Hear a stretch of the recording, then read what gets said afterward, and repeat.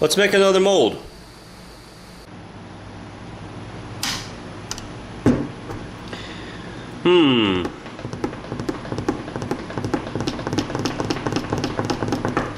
Let's make a snake, my least favorite animal. So, we have some bakeable modeling clay. This is the same thing that I used to make swim bait a few molds ago, or a few videos ago. So, let's see, how would I make a snake? We could start by rolling it out like I'm doing dough for bread or something, I don't know. Yeah, just kind of get an elongated snake body here. Just kind of like a long worm. Could start with that. Maybe, let's see, maybe flatten out kind of a head portion, you know, to make like a diamond head like you see on a snake, or at least a venomous snake. Let's see, so yeah, maybe kind of flatten out the head a little bit. Yeah. It's always the snakes with the diamond heads that are the bad ones. And then we could kind of, let's see. This is real rough, but this is how you start. Yeah, kind of thin out right behind his head, and then let him get fatter in the middle, and then thin it out towards the tail. Yeah. Because I think most snakes, and I don't like snakes, I don't know much about snakes, but I think kind of right behind the head they narrow a little bit, and then they get wider in the body, and then they kind of taper off to a tail in the back. So we could kind of arrange it all squiggly like in the mold or something. Yeah, something like that. I don't know. That's kind of what I'm thinking. Kind of a rough sketch here. Could do like a ledge snake, you know, rig this on a Carolina rig or a shaky head, and then of course you could throw it on top, use top water, kind of mash it down to get a flat side on the bottom. That way we can pour this bad boy. Yeah, flat. There's our flat belly. So yeah, I'm thinking something that maybe, let's see. Yeah, I could kind of have it a little snaked up in the mold, you know, or you could just completely coil it. Have a mold like that. No, I'm thinking a mold that kind of looks like this, like a snake in motion, but is straight. I don't know, it might be kind of cool. Alright, so I shortened it just a tad, and I went ahead and shaped the head a little more. Just kind of digging out these little eye sockets here. These will be about a 1/4 inch eyes, which is about right. That's usually about the smallest eye you're going to work with. You can get little teeny tiny 3mm eyes, but goodness gracious, you are really pushing it with that.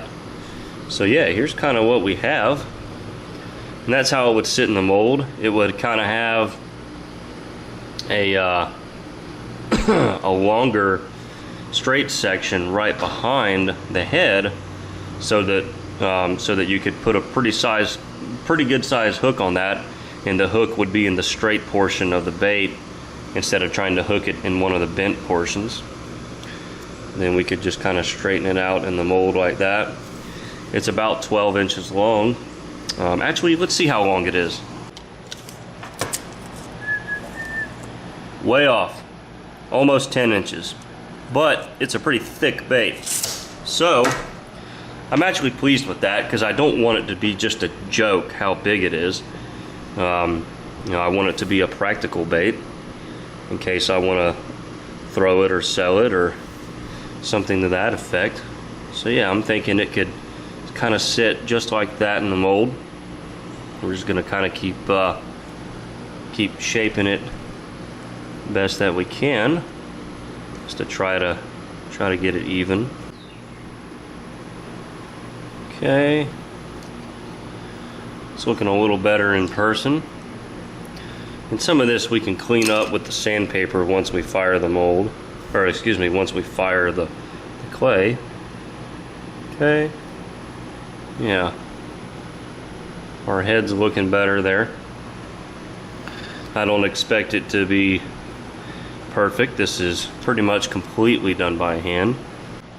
Alright, now we're gonna cook the clay, fire it as it's called. So we're just gonna set it in a baking dish, and yeah, that's how it's going to remain.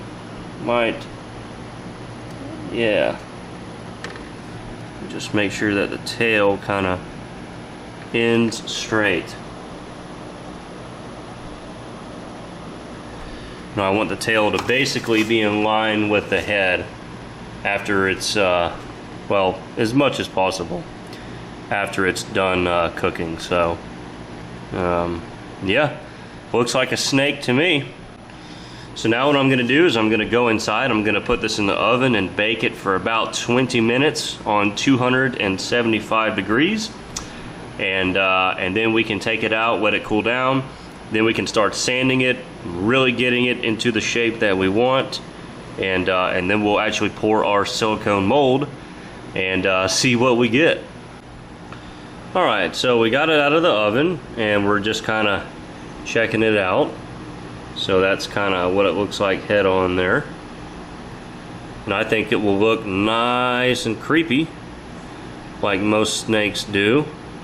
So we're going to do a bit of sanding. And because it's so long, there's a lot of risk and potential here to break this thing.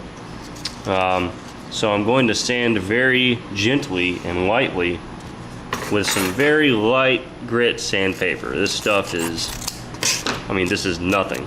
You know, it's certainly a lot lighter than that. So that's the plan.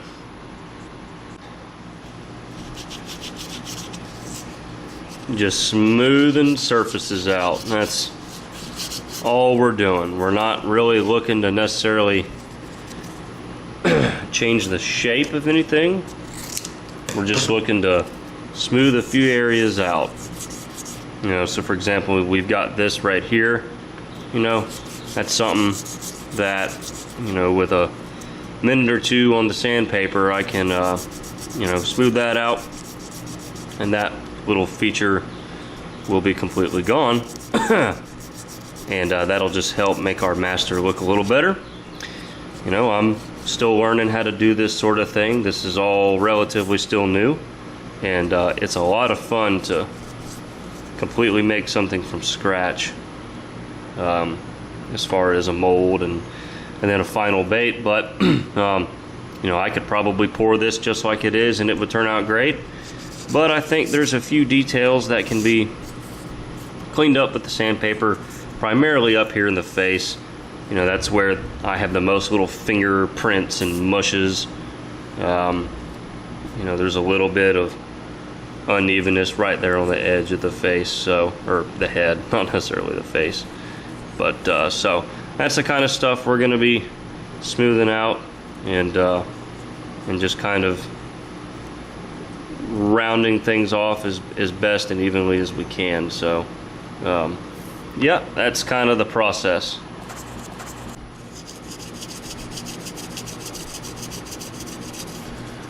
Very, very, very gentle sanding.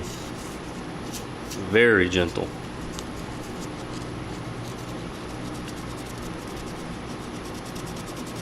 Fast but gentle. Yeah. It's definitely looking smoother all around. You can definitely still see the handmade nature of it, the imperfections and the shaping of the clay, which isn't so much of a problem. You just want to try to smooth over them a little bit. I know we've kind of already gone over that, so I'll shut up now. I'm just yakking at this point. Alright, so I've done all the sanding I'm going to do. However, there's a lot of, just little grit and dust left over. So I'm just going to kind of wipe it down with a paper towel and some worm oil just to try to clean it so that it's not, so that it doesn't have all that clay powder residue from the sanding. Try to clean it just a little bit in hopes that it will make a better mold. And again, gonna coat this thing in Vaseline as sort of a mold release. And I'm completely 100% expecting this master to break whenever I demold. It's too long and too thin to hold together. So this will be a one shot, one hit wonder right here. So we will just kind of give it a nice coat in this Vaseline. Yeah. Nice thin coat. Get it kind of everywhere. Get it on that tip there. I mean, that tip's a goner whenever we go to pull this bad boy out. That's just the way of the world. I built a cardboard box and reinforced it with some modeling clay because my box making skills are quite lacking, just like the rest of this stuff. Just a touch of glue in a few places just to hold this thing in place. Okay. Alright. And it's a tight fit in this box, but it does fit. So, okay. Gonna scooch it real quick.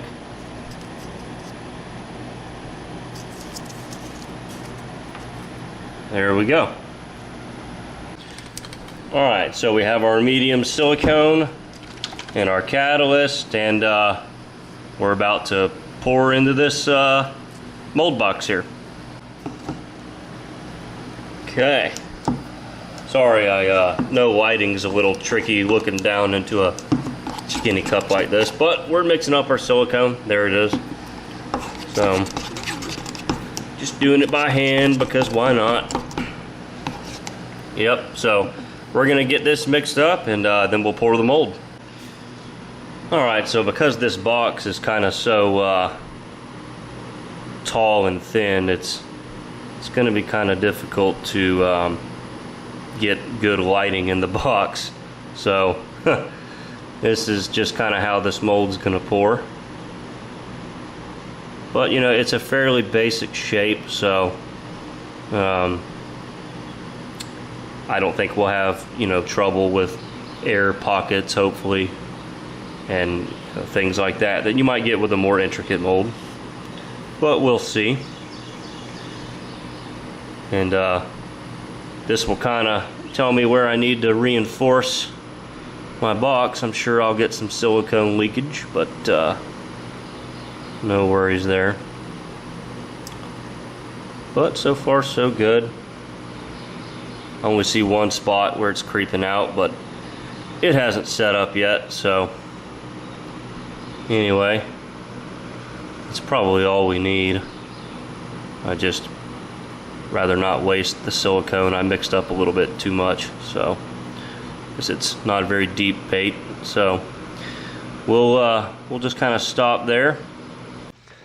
All right, so just got this thing out of the mold. Wow, out of the box, and you can see that we have quite a bit of cleaning up to do.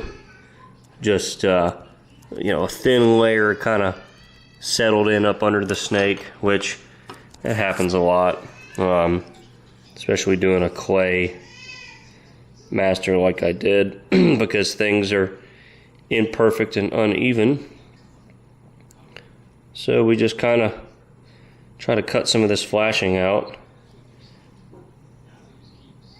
And yeah, we're basically just going to be cleaning this up for a while. And I'll meet you back whenever I have something that looks more like the snake mold. Well, would you look at that? got it back. Wow. We saved the snake. Alright, so we're going to start off kind of with a black snake. So we'll do a little bit of black pigment. And let's go ahead and get that stirred in. And then we will add a slight pearl effect to it. So some black pearl. Not the pirate ship Jack Sparrow, but black mica powder. Alright. Whoop. Can't even get the freaking lid. There we go. Alright, now we're gonna stir that in. And we're just gonna pour a solid black snake, and then we'll do a couple things to it after the fact, because we gotta make our first snake pretty solid. You know, I'm not just gonna pour just a plain snake. Snake, as Steve Irwin used to call them. Look at this snake. The legend Steve Irwin. Gone way too soon. But I hear that his son is kind of taking over his role in the world as the crazy animal enthusiast. And when I say crazy animals, I mean the type of animals they handle are crazy. Alright, that looks like a snake to me. Alright, so our snake is going to be a redhead. How about that? And I went ahead and poured a second one. It's over here in the bath. And the head came out much better on the second pour. There's a little bit of just kind of cold cracking, and I don't even know what on this one. It may just be where the silicone maybe bunched up a little bit.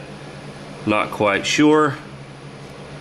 But nonetheless, we're gonna give this snake quite a facelift here.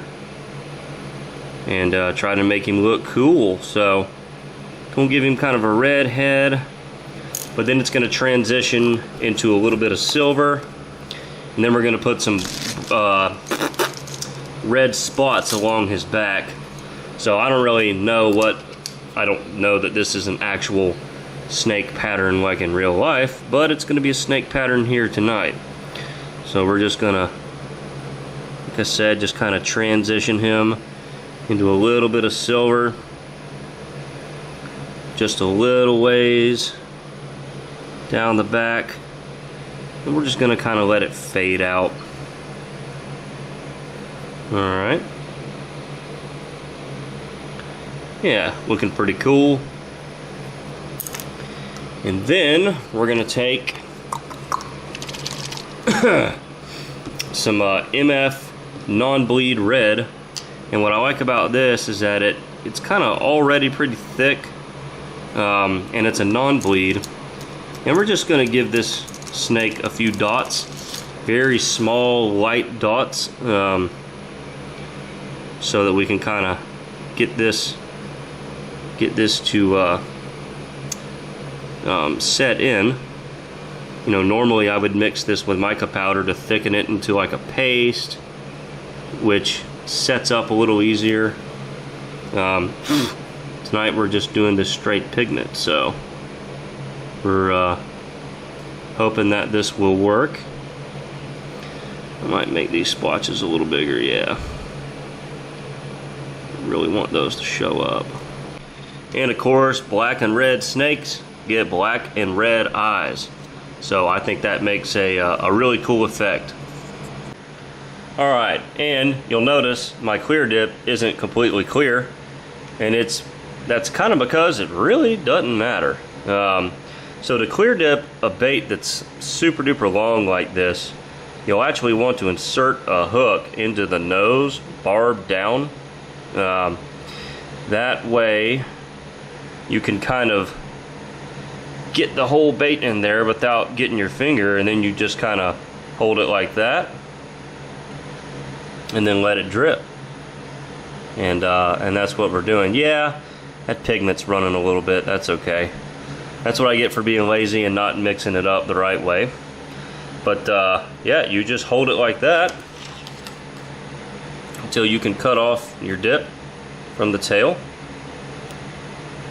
Okay, yep, almost. Let's see. There we go. Jeez, cut. All right. And then all you do is you just kind of dip it in the water real quick, then just slide it off that hook. All right. And then you have a long clear dipped bait, you know, because you're not going to find a cup that's as deep as that bait. So that's kind of how you do it. So we're going to go ahead and do this one and show you the end result. Well, there it is.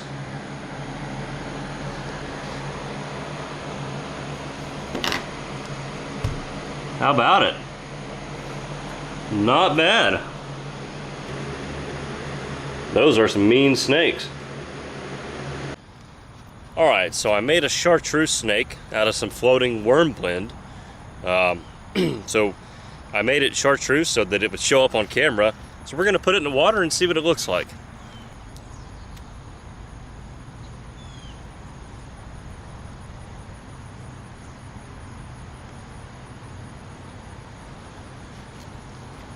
I don't know about you guys, but the action on this thing is freaking dirty.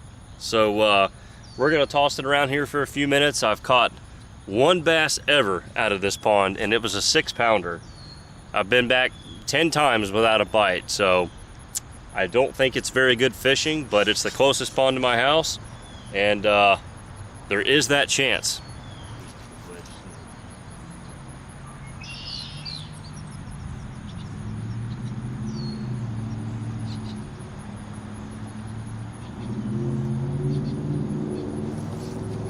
Alright, well, another thunderstorm popping off lightning all around me, so I said, well, time to head to the house. I wanted to get the snake in the water on film, so I at least accomplished that. Not a lot of fish caught out of that lake. It's a very pressured lake because it's completely open to the public, and really it's just a small pond, so you're fishing for fish that see artificial lures every day, multiple hours a day, but I'm sure there's still a way to catch them. But yeah, I thought it actually looked really good in the water, and I should be going fishing Saturday out to Lake Imonia or maybe Miccosukee, which are frog and topwater in the pads. I mean, that's the kind of fishing it is. So I'm gonna make a few snakes with a little firmer plastic so that I can throw them in you know, dense pads and thick grass, and maybe get a bite. So I'm pretty excited. I'm loving this bait. This is really cool. So hopefully you guys enjoyed the video. Shoot me a comment down below, please. Let me know how you think I did. Chris, that's really cool. Chris, that sucks. Let me know what you think. And as always, please subscribe. Your support helps keep the channel going. And we'll catch you next time on the world's worst fishing.